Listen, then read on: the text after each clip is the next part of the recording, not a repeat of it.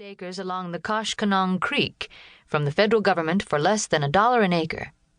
As he turned virgin forest into rolling farmland, his wife, Kate, gave birth to 4 sons, Boniface, Peter, Francis, and Bernard. The O'Keeffes began to homestead just 2 months after Wisconsin ceased being a territory and entered the Union as a state. Meanwhile, the last of the Winnebago Indians were being driven westward as the arriving farmers cut down the thick forests, plowed the hunting trails under, and decimated the deer. More and more land was being laid out in neatly numbered lots, and roads increasingly followed the straight lines of the surveyor's measure. At the same time, the railroads were inching into the newly settled regions to transport the wheat harvests and the iron ore to other parts of the country.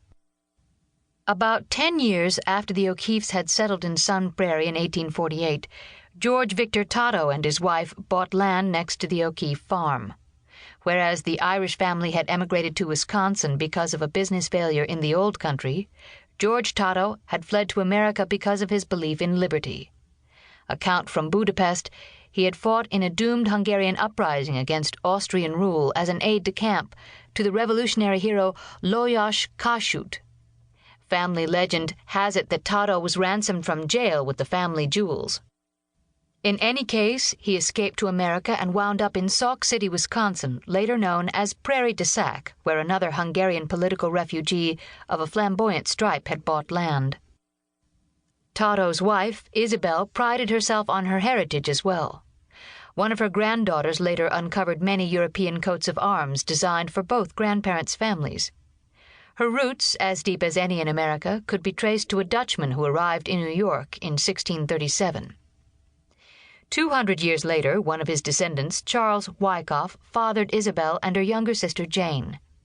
Wyckoff, a hotel keeper in the East, apparently had business troubles, and after his wife died, he moved with his teenage daughters and a new wife to Sauk City to try his luck at running a hotel on the frontier. Wyckoff hadn't been in Wisconsin long when a cholera epidemic broke out.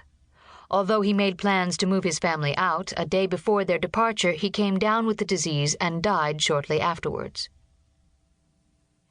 It was in Sauk City that the exiled George Totto and the orphaned Isabel Wyckoff met and fell in love. In the 25-year-old Isabel's eyes, the pedigreed Hungarian patriot 10 years her senior was a cut above the other marriage prospects on the frontier.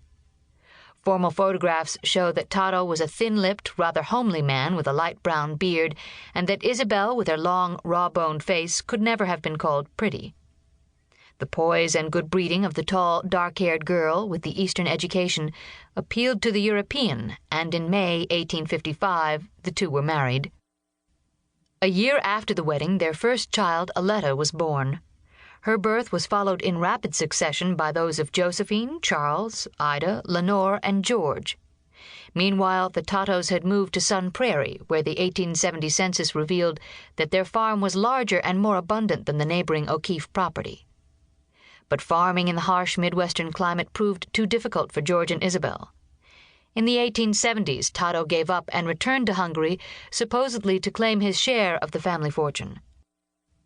Totto may have visited his family in Wisconsin again, but he eventually died in his homeland, still worshipped in absentia by his daughters. Left to fend for themselves, Isabel and her 6 sons and daughters moved to nearby Madison in the early 1880s. The town had been a highbrow university town for more than 40 years, and she must have imagined that it held better prospects for her children. George's father, Francis Calixtus O'Keeffe, was around 30 when he began to drive his mother's buggy the 12 miles to Madison to court the 4th Totto child, Ida Ten Eyck, a poised, brown-eyed teenager. Frank had known Ida all his life as the little girl on the neighboring farm. Now Ida had grown tall like her mother and developed a more handsome version of her mother's dark looks. Frank was a wiry, good-natured farmer with fair Irish skin and curly hair. His schooling had stopped in adolescence when his father died, and he had to help his mother and brothers run the farm.